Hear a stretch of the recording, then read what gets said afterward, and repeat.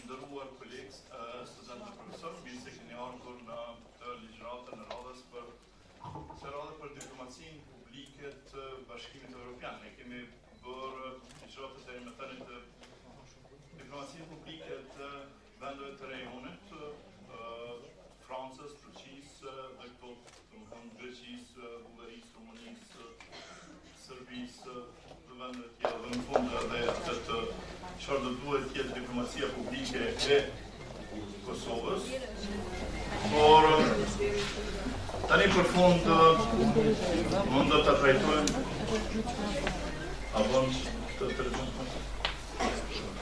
Tani për fund do ta trajtojmë, pra kjo është ora e fundit, do ta trajtojmë diplomacinë publike të Bashkimit Evropian.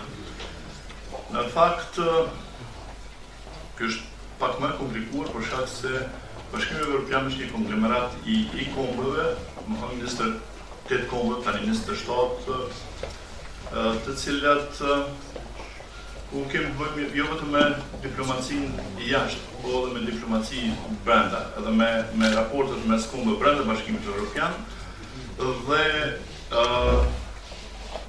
atë si Bashkimi Evropian ndaj vendeve që janë kandidata dhe vendeve të tjera në skenën ndërkombëtare.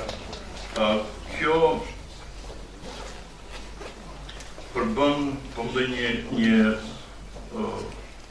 gjë më të komplikuar dhe na do të kemi nderin që sot mosafer yni ligjërues do të jetë shkëlqësia e saj, ambasadorja Nataliya Apostolova, e cila është shefe e misionit Bashkimit Evropian në Kosovë. Quhet shefe këtu, domethënë për nga funksioni, jo për shkakun që janë 5 kombë të Bashkimit Evropian që akoma nuk e njohin pavarësinë e Kosovës, që nuk na njohin akoma si kombë, dhe që ato për shkak të kësaj është edhe ky pozicion më specifik, po përndryshe grada e zonjës Apostolova të shkëlqësisë së saj është ambasador, njësoj si ambasadorët e tjerë në vendet e tjera ku Bashkimi Evropian ka përfaqësim. Përndryshe, zonja Apostolova vjen nga diplomacia bullgare, që është anëtare e Bashkimit Evropian natyrisht, dhe është vendi më mik i Kosovës në rajon, është vendi i parë ortodoks që ka njohur Kosovën dhe në cilën tradicionalisht Kosova ka kondojit dhe njerëzit në Kosovë kanë pasur raporte miqësore.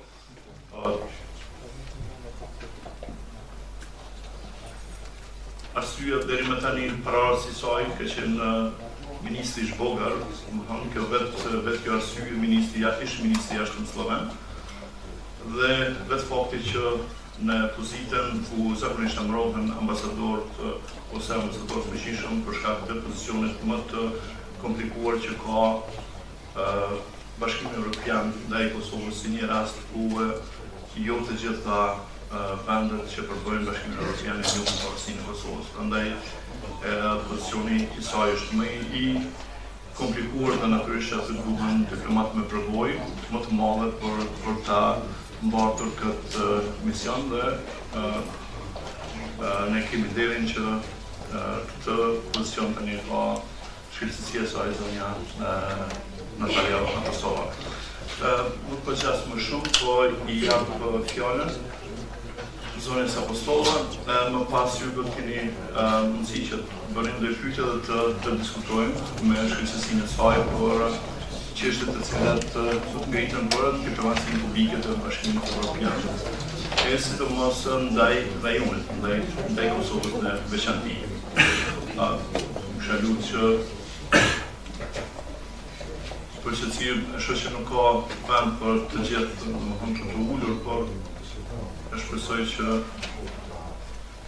edhe studentët e mi shpresoj që bëjnë një listë për prezencës së tyre. Atëherë ju falenderoj, po jap fjalën zonës Apostolova, your floor is Thank you, Professor Spahio. First of all, good afternoon already. And let me start by saying that I'm extremely happy to be today here. It's always nice to be into the environment of the youth, especially in Kosovo. As your professor said, I'm Bulgarian. I'm coming from the Bulgarian Diplomatic Service. And Bulgaria, as you know, is one of the countries which last joined the Union. Only Croatia is after us.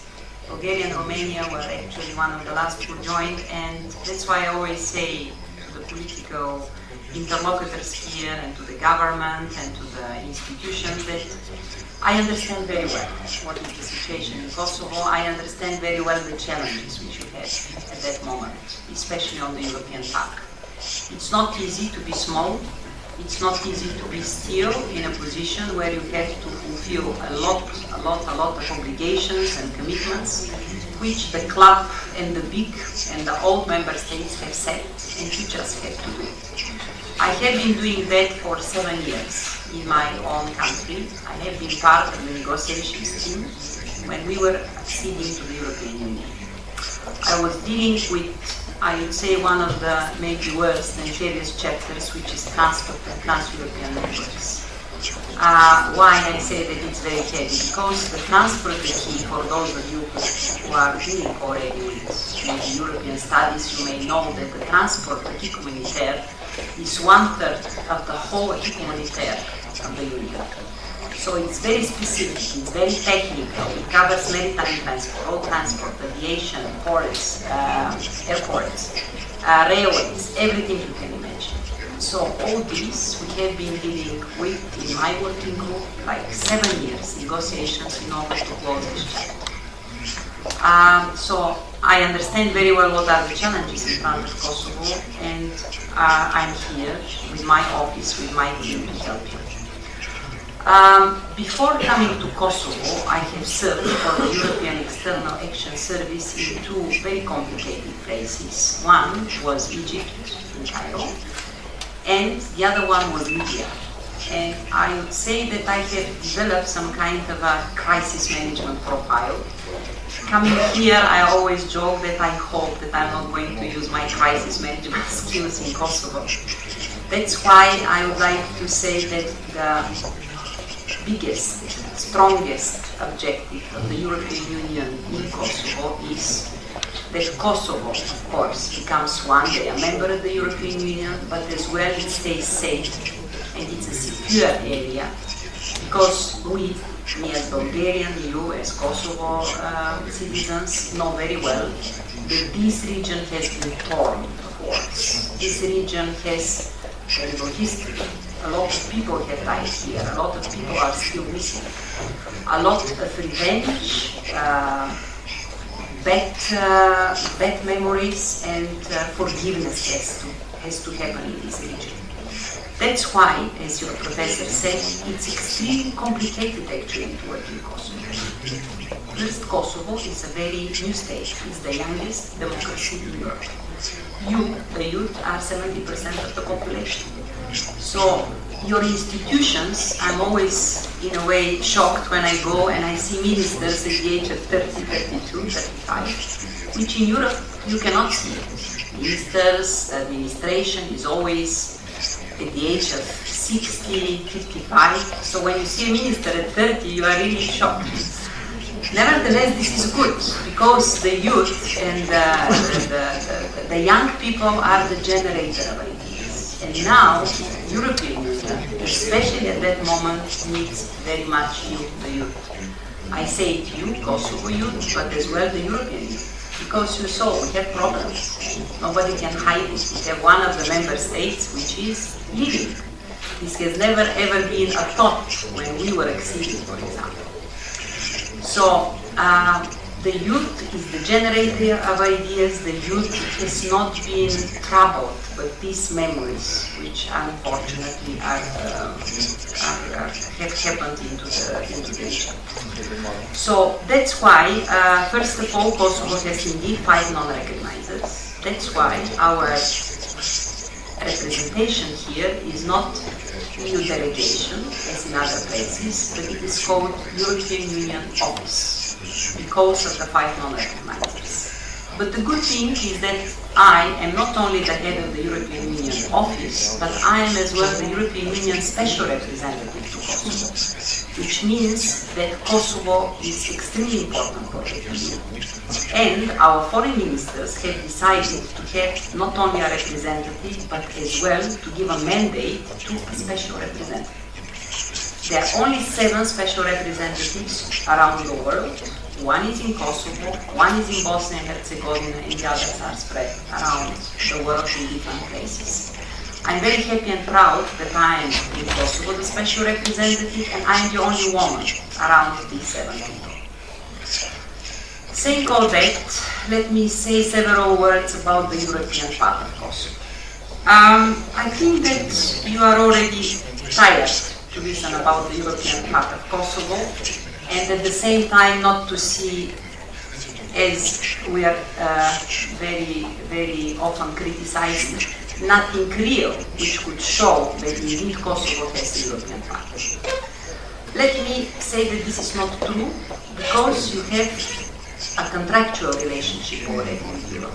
You have the stabilization and association agreement. For those of you who are lawyers or are following legal courses, you know that the contractual relationship, the international contract, is extremely important, because it puts the 2 institutions together. They are already mutual contractual obligations and responsibilities. Each country of the region, of the Western Balkans, has had a contractual relationship. Kosovo was the only one entity which has not SAA. Now, since a year and a half, you already have the SAA signed. What it means, stabilization and association agreement? It's not a simple agreement, just the bilateral agreements you have between different member states and Kosovo. This is a whole universe of opportunities. The stabilization and association agreement gives the possibility for development of European Union expertise and Kosovo expertise in all spheres of life. It includes internal market, energy, transport, environment, agriculture, you name it, all spheres of life, including human rights, political parties and developments. So this agreement gives the platforms, which is called committees or working groups, where the experts from our institutions in Brussels sit and meet together with your institutions and discuss how we can help you and enhance you in your way to become a human. I know that it looks a bit abstract, but nevertheless I hope that a big number of you will be involved in the institutions who will be dealing with the implementation of the SAA. Because indeed it's a whole universe, it's a very complicated matter, but it's so responsible and important for Kosovo. In order to make this contractual relationship a little bit easier for you, we have taken from these commitments and responsibilities 22, which are the most important ones, and we have put them into one program which is called European Reform Agenda. Your government has agreed with our institutions to implement first this European Reform Agenda in order to help the economic life, the social development, and the human rights, of course, developments in the country. All this is a process which is going to take a long time. Because of that, annually we are meeting your government and our institutions, and we are taking stock of what has been achieved in this year. And we are making a new plan how and from what moment we are going to take other actions which will implement that. I stop here because I think it will be too theoretical if we go on with this kind of, let's say, legalistic developments between Kosovo and the EU. Let me give you a little bit of an overview. What are the priorities of my office of the EU here in Kosovo? As I said, Kosovo is the youngest democracy. Your institutions are very nascent.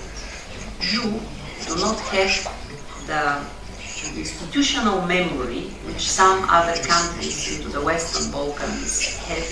That's why we have decided to invest into the state building, to help your institutions develop the staffing and the expertise which they need in order to govern, to lead the country.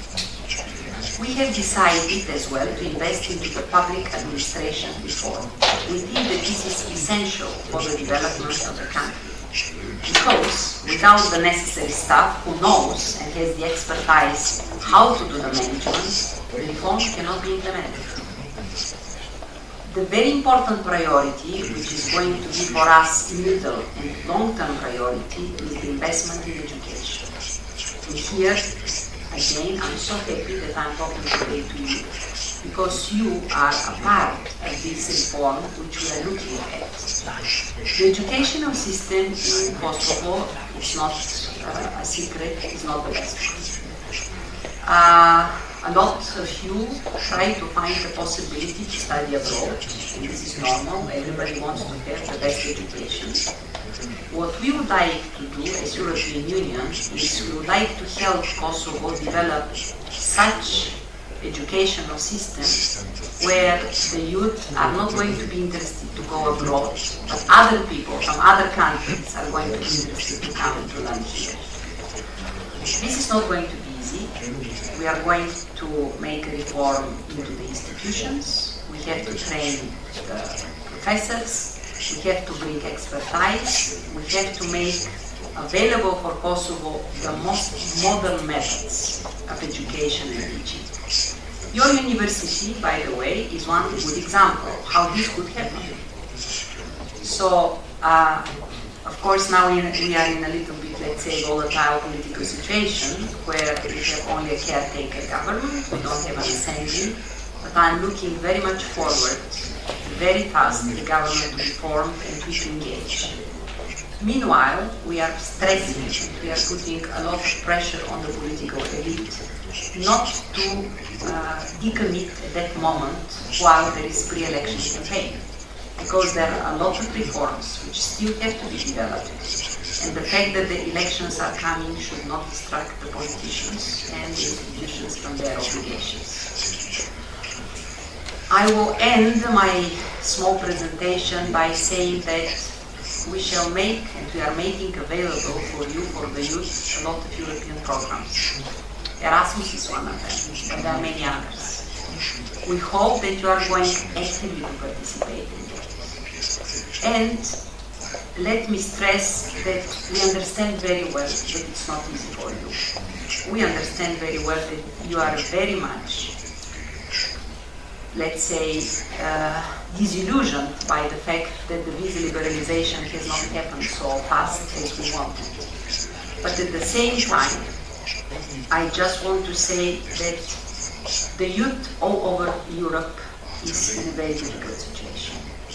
The youth all over Europe is jobless. We have a deep crisis, and this crisis, of course, affects on the youth and on the market. So the competition is extremely hard. We have to be prepared for it. And the European Union in Kosovo is going to be very much helpful to prepare you to be competitive in this environment.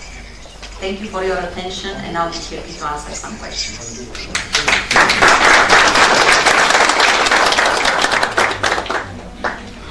Shumë mikrofoni. Mikrofoni. A fillojmë me pyetjen e parë.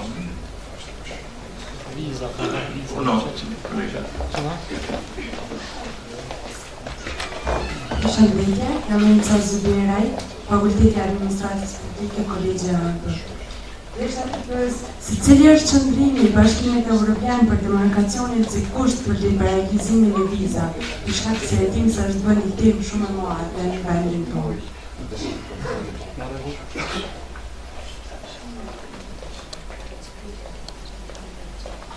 I was thinking we are going to miss that question, but obviously we are not going to miss it. So I'm going again and again and again to explain what is our stand on the border demarcation, and I hope that you will be listening carefully to what I'm going to say, because I think you have to understand the truth. And the truth is that the border demarcation is a precondition for the visa liberalization, together with another one, which is the maintenance of a good track record on fight against corruption and organized crime.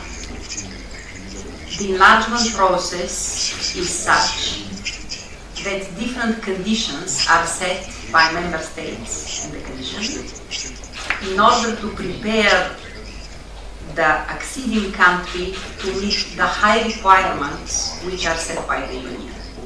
In your case, you had 95 of these conditionalities. You met 93. Two are remaining. One, fight against corruption and organized crime, is going on the right track. It's a process. The last one, which you really have to do, and it's a yes or no action, is to vote into the Assembly the border demarcation with Montenegro. Let me explain how we came to the conclusion that there must be an agreement between Montenegro and Kosovo on the border. Each enlargement cycle brings, let's say, lessons learned for the Commission and for the member states. In one of the enlargement circles, we had problems between two member states when the border issue became such a big problem that the accession of one of our member states was delayed by a year and a half, only because the border was not defined. In order to exclude such opportunities or such incidents, the border demarcation as an important conditionality was put in this process with Kosovo. I know that some of you think that it's not fair, but unfortunately, and that's again, just I want to stress, the enlargement process is not always fair. I am coming from a country, a small country, where we had to do so many unpopular and so many hard decisions in order to become part of the Union. It's a club. They set the rules. We have to abide to them. So the border demarcation was a very technical issue. There was a commission composed of international experts, which on the basis of a lot of research, scientific analysis, talking to the people, civil society, political parties, and everyone in Kosovo and Montenegro, defined the border. Montenegro ratified this agreement. On the side of Kosovo, from a very technical issue, it became very political. This is the sad truth, that this technical issue was politicized. At the moment, actually not even at the moment, but when the Assembly was still functioning, the demarcation should have been passed by a vote of 2/3 of the members of the parliament. This was not possible. Either Srpska lista was not present into the Assembly and the 2/3 was not possible to be reached, or in the last moments you saw it, with a lot of pressure with the international community, there was no consensus between the political parties. Unfortunately, the European Union cannot backtrack from that condition, even if we want, because this is a decision taken with consensus by 28 member states. If now we decide to change something in this conditionality, we have to again negotiate it between 28 member states, which takes maybe years. So, the message which I want to pass again through you to the politicians of this country is vote for the border demarcation. Make this process finalized. At the end of the day, this is the stage for the visa liberalization. And I just want to call on all in whose hands this is going to be thinking about Kosovo and the Kosovo interest rather than the interest of political parties or interest of certain personalities. Because at the end of the day, the hostage for the visa liberalization is you, the youth. Okay, I will just add something regarding this issue to ask you. I mean, we have a clear statement of United States. They think that what government signed the agreement, which is not yet ratified, it's a correct one. Obviously, part of the Kosovo society doesn't think that it is. They agree that demarcation should be, but the agreement was not correct. You know. So, what is the position of European Union? Whether the European Union thinks that the agreement was the correct one and should be ratified, or doesn't matter if the agreement was correct or not, since we came to this stage, then we have to ratify. First of all, we were not part of this commission of international experts, but nevertheless they had the credibility of our society that they are doing the right job. We were observing into the commission, which was created by Prime Minister Mustafa, once again to examine Kosovo and Muslim territory. The report was very clear one, saying that Kosovo is not Muslim. So, according to our understanding, this demarcation is the right one. But if Kosovo decides to have another way of solving the issue, renegotiating with Montenegro, deploying another commission to examine the issue, go to arbitrage, whatever way for the solution of the border demarcation is going to be accepted by the EU. We are not the one to teach you how to do it. For us, the important thing is the result. But it's your ownership, you have to decide how you want it. But again, I say that from a very technical issue, which was not at all contested at that time, it became highly political, which means that the problem is not obviously the technicality where it passes, but it's some kind of interest where instigating is not the result. I think this, what you said, is big news for our media, for our students, and for our public opinion, because it was misunderstood.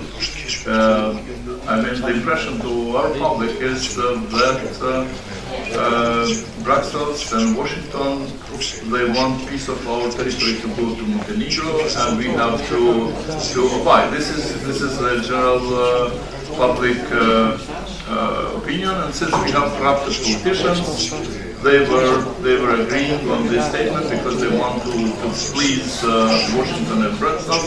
And although even those they are not convinced, they have to.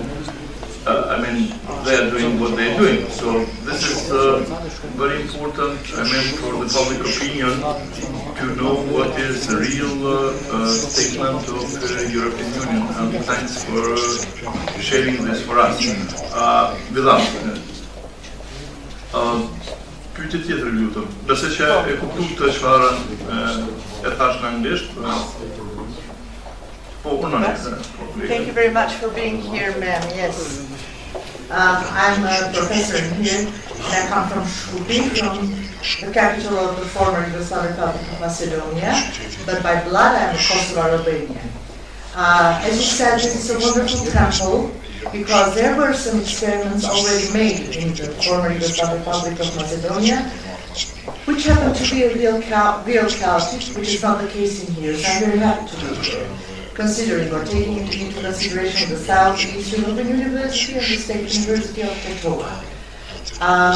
My question is as follows. Maybe it might sound a little bit aggressive, but actually we should not forget the fact that we do have a lot of blood touch with the Kosovo Albanians and the Albanians living in Skopje and the rest of the places. As far as I'm concerned, with 2% of the Serbs living here, having all their rights, and with about more than 35 up to 40 maybe up to 50, Albanians living in the former Yugoslav Republic of Macedonia with no rights at all, beginning with the educational program and things like that. So what is actually the attitude of the European Union, and why does this happen? Because our young people are running away, no matter if they're running away from Skopje or from Pristina, etc., etc. But I'm very much interested in this 2% and the following 35 up to 40%. Thank you very much.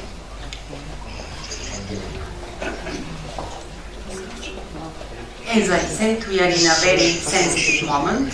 We are in a moment where political parties, of course, are in their already pre-election campaign. So representing an institution which comprises 28 member states, I'm not going to comment on these kind of quite sensitive political issues, especially which are related to the region. But let me say a more general statement, and it is the Western Balkans, of course, and we know it, have, as I said, quite heavy history which will not be forgotten. History which has a lot of wounds which have not healed. The most important thing for the Western Balkan region is the fact that there is one idea across all these countries, and it is the European perspective. So, if we can rely on that, it will be much easier then to get over this rhetoric and this language about neighborly relations, about how many percentages, for example, Kosovo Serbs live in the north, how many relatives from Kosovo Albanians live in former Republic of Macedonia. So this rhetoric is not the useful one. The good neighborly relations are the basis on which all this region together, on a merit-based and reform, of course, based process, should one day enter or become part of the Union. Because if we start to look into these relations, which we know that they are very heavy to be resolved at the moment, it will take a long time in order to overcome this kind of psychology, then the process, unfortunately, will be very much delayed. And that's why this rhetoric, which comes from here or from there, be it Albania, be it here, and we hear ideas about reunification, for example, bigger Albanian state and so on, this does not help the process. It is not helpful for the overall European perspective of the region, which I think is the most important. Thank you very much. Actually, that was not my idea when I asked, because we are people who live in these territories for centuries, even before Christ. But this kind of history was never taught to us. So with the time passing by, we're getting aware that we're living in our territories. I just said we have blood types because it has to be said. We're very close to each other. Thank you very much for your answer. Thanks. I heard that you are referring to, the next problem for the European Union, because some of the countries recognizing Macedonia its constitutional name, like Bulgaria and some other countries of the European Union. Some other, like Greece, they are referring to former Republic of Yugoslavia. So this is also, another problematic issue to the European Union, apart from Kosovo. Division between the nations who consist the European Union regarding one issue.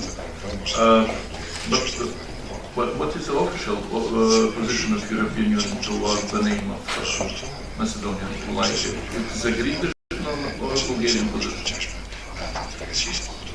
As you know, the decisions in the European Union are taken by consensus.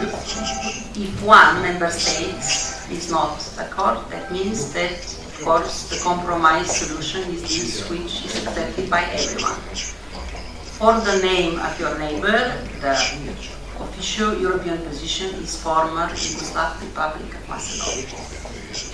There are some member states, of course, who have recognized the other name, but in order to be, let's say, fair to the principles of consensual taking decisions, we are using this.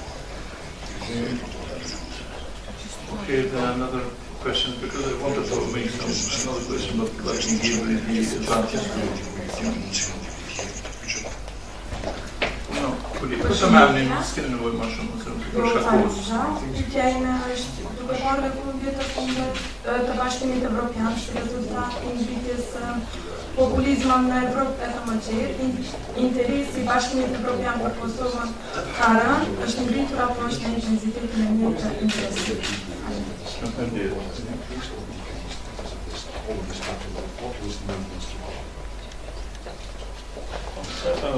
I will. Yes, this is having in mind that there are another crisis, another problems for European Union, Brexit and Middle East and etc. What could you say? What would you say about the interest of European Union towards Kosovo? It is the same. It is less or bigger as before. It's hard to measure the interest, of course, but that's just a joke. Indeed, as I said, we have problems. The problems are quite serious. We all have to admit that something went wrong if one of our member states decided to leave the Union. It was never thought. That's why now we are going to have very heavy negotiations. We'll have at least 2 years of negotiations until the deal of the exit of UK is done. When you have such kind of problems, it's natural that the interest, of course, of the general public, but as well your priorities in your external policy are shifted. Also, let's not forget what is coming into the last years to Europe. We have the biggest ever migration flow, which has happened into the centuries.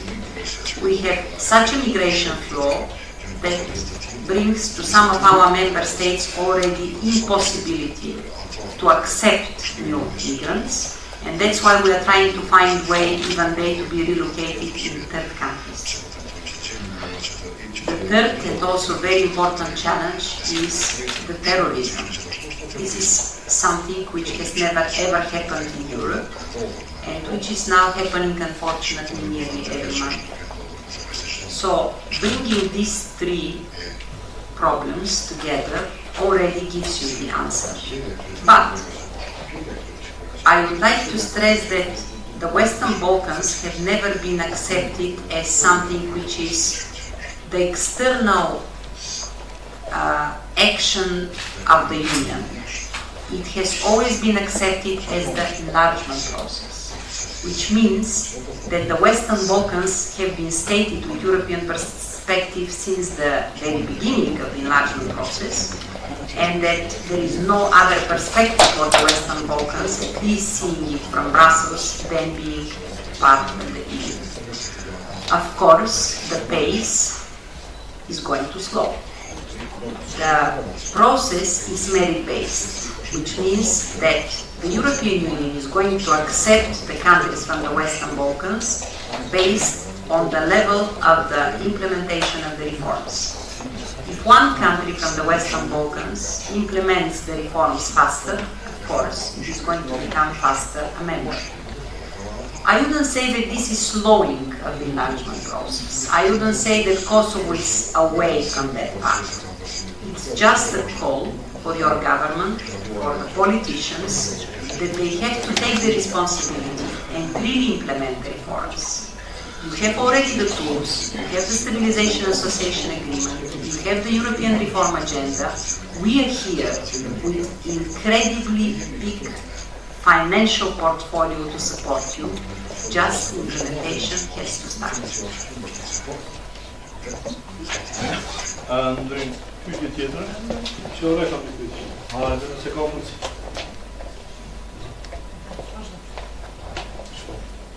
Shumë fermi Kosovit. Nëse janë provoceku që jemi që është realitet që Bulgaria është mek i Kosovës dhe të shtetet e para që kanë njohur Kosovën, si shi Bashkimi Evropian, sa e kem kuptuar unë, që nuk ka diçka shumë për ta njohur Kosovën nga shtetet që se kanë njohur. Shëndosh me thonë, besh, duke të njohur një kulturë në Bulgaria, ka më dhënë mira me Rumëninë dhe Slovakinë. Sa shëndet me në ndihmu pak aty dy shtetet me një Kosovë. Kolegë, pak si kësha dash me unë pozicion të shtirë zonën ambasadore, me shetë se tani përfaqëson Bashkimin Evropian, jo Diplomacinë bulgare. Nëse është mund të... Kjo kërkesa juaj është kundër, natyrisht, e mirë dhe drejt, po mund të, në këtë rast, zonë ambasadore po pozicionin do mund të përrasat Bashkimin Evropian. Nëse në këtë kontekst do mund të përgjigjet jo si profesuese në diplomacinë bulgare. Dhe kemë ambasadorin bulgare këtu, do mund të servisë nashëm edhe mund të drejtohemi do mund për çështje specifike që ka të bëjë me diplomacinë bulgare. Yeah, actually, of course, I'm not going to speak on behalf of Bulgaria here because I'll be criticized very much. Nevertheless, I represent, of course, all member states. Let me say that it's extremely important for Kosovo and Kosovo diplomacy to have very strong demarches on bilateral basis with the non-organizers. This is a message which we are passing to your Minister of Foreign Affairs and diplomats there, because it is the task of your diplomats to go and to present to the non-recognizers the merits of Kosovo, what Kosovo is now, what Kosovo could be. And you know very well, you at least some of you are going to be diplomats, this is how the way the deal is structured. Of course, there are some of the countries, member states who are going to help you, and they are doing it. On our side, as a Commission, as EU External Action Service, we are doing it as well. Because in Brussels, you have different formats where the member states are sitting together. And very often, actually nearly every 3 months, I, as USR, go to Brussels and I present the case of Kosovo. We call on strategic review in order to discuss again the statute of Kosovo. We call it at the moment not country because of some of the non-recognizers. So sooner than later this is going obviously to be a question to be solved. But again I stress it's extremely important the bilateral relations between Kosovo and the countries which are still not recognized. Thank you. Dësha duhet që përkujtoj që 2 misione që ka Bashkimi Evropian këtu, AAB-sën dhe Zyrën e Bashkimit Evropian, domethënë përfaqësohen nga 2 diplomatë, njëra është bulgare, tjetra greke dhe dy deri pozicione që kanë domethënë Bulgaria dhe Greqia ndaj Kosovës. Shefja e AAB-sët është diplomate greke. Tjetër, unani, kolegë.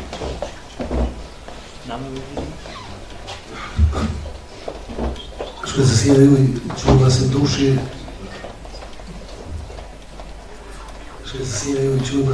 studentët në publike i Gjypet. Ju dëgjova me vëmendje i përmendet 98 kushte që ka pasur Republika e Kosovës për plotësu për liberalizim të vizave. Pothuajse të qenë plotësuar, ndërsa diune në shkrimin e demarkacionit nuk ka qenë kusht fillim, por të mos andej. Pyetja e është këtë. A ka partësi qeverisë Kosovës për plotësuar të kushte, apo ka posibilitet të shpërit Bashkimit Evropian për me pranuar qytetarët e Kosovës për lëvizje të jashtëm. Sepse e dim se pas këtij demarkacioni ka marrë demarkacioni me Serbinë. A do të thotë që do të presim edhe çfarë për liberalizim.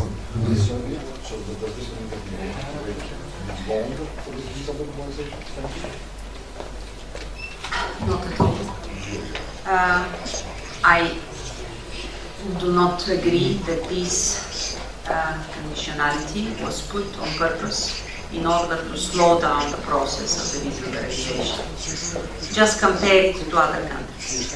For example, for Ukraine, which is now given very much as an example, we had 380 conditionalities. For Turkey, I think we have not less, and Turkey is still in a very, very early stage there. So, believe me, this is a question of technical approach. It's even not the External Action Service which is dealing with that. This is DG Home, which is Director General for Home Affairs. There are criteria, there is a key communicator, there is a Schengen code, and inside you have all the criteria which are stated. There are working groups which are examining how the receiving country is meeting these requirements, and there are people who are making reports and they are presenting to the member states. There is no hidden agenda behind it, that's for sure. And the fact that we managed to get visa-free regime for Georgia and Ukraine can give you as well an example that there is no hidden agenda.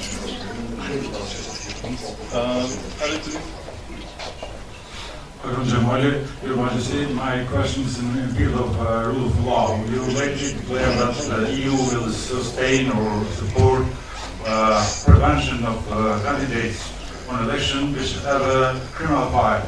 My interest is to know what's your mechanism to stop that. I wish we had this power, but actually we do not have it. We are the international society, so to say.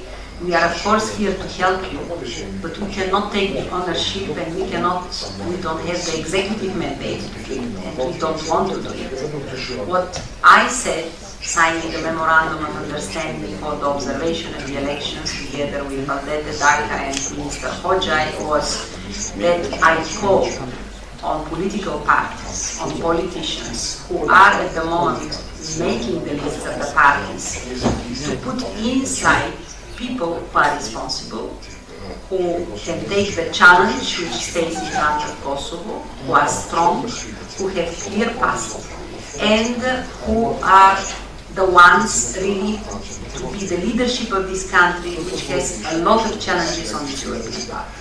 But we are not in a position to neither clear the lists nor to intervene in this.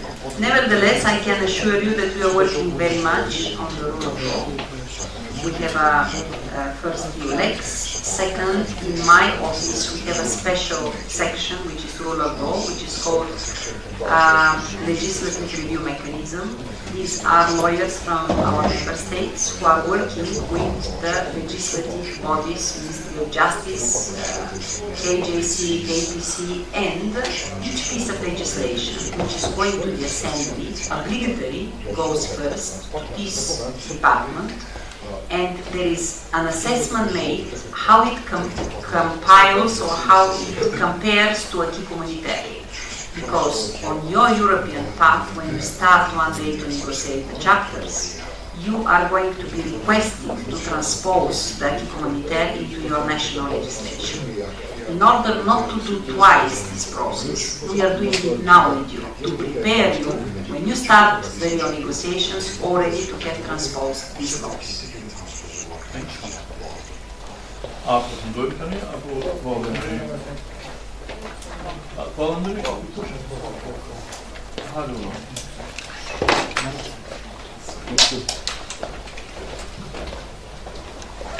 Përshëndetje, jam Kimita Botera, student administratës publike. Pyetja ime është si e shihni influencën e Turqisë në Ballkan, pas ftojës së marrëdhënieve me disa vende të kyçe të Bashkimit Evropian, për shembull reagimi i forcave gjermane nga baza ushtarake në Incirlik, ndalimi i fushatës zgjedhore në Holandë dhe tjera, dhe ndryshimeve kushtetuese në këtë vend.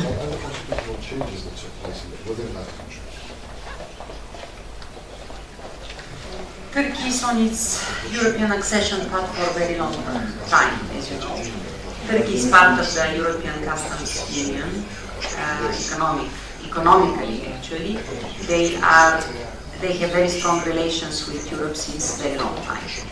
Nevertheless, one of the very important chapters in the European accession path is human rights and how the human rights are implemented into the accession country. This is one of the conditionalities which will never change for the European Union, because this goes into Article 6, which are our basic European values. Until Turkey meets all conditionalities in these chapters, there are several, of course, not only the human rights, they are not going to progress further on the European path. It's like that with each of the accession countries. These are chapters where the progress is reviewed by the experts from the European Union, and after we consider that this progress is enough, we so-called close the chapter. So there are several chapters where Turkey still has challenges, and we are looking forward for them to implement the necessary reforms. If this is not happening, this inevitably is going to delay the process for Turkey. Thank you very much. Edhe një adesso se prishin për fund edhe një pyetje me këtë po përfundojmë edhe pas që përfundojmë një fotografi kur do të me marr bashkë me ambasadorën. Jam Besim Gashi, student e administratës publike.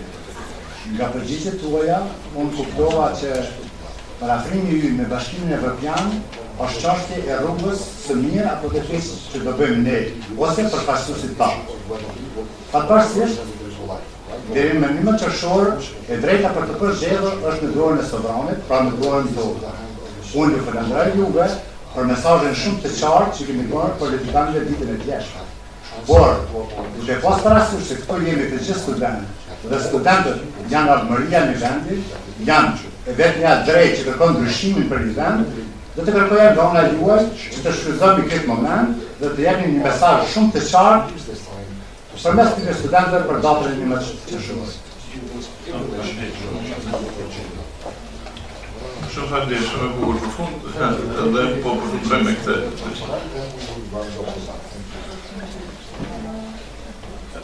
No, I mean, we wanted your message for 11 of June, and I thought that this is a good message for the end of our First of all, I would like to thank you very much for this opportunity. As I said, I'm very much happy when I speak to young people.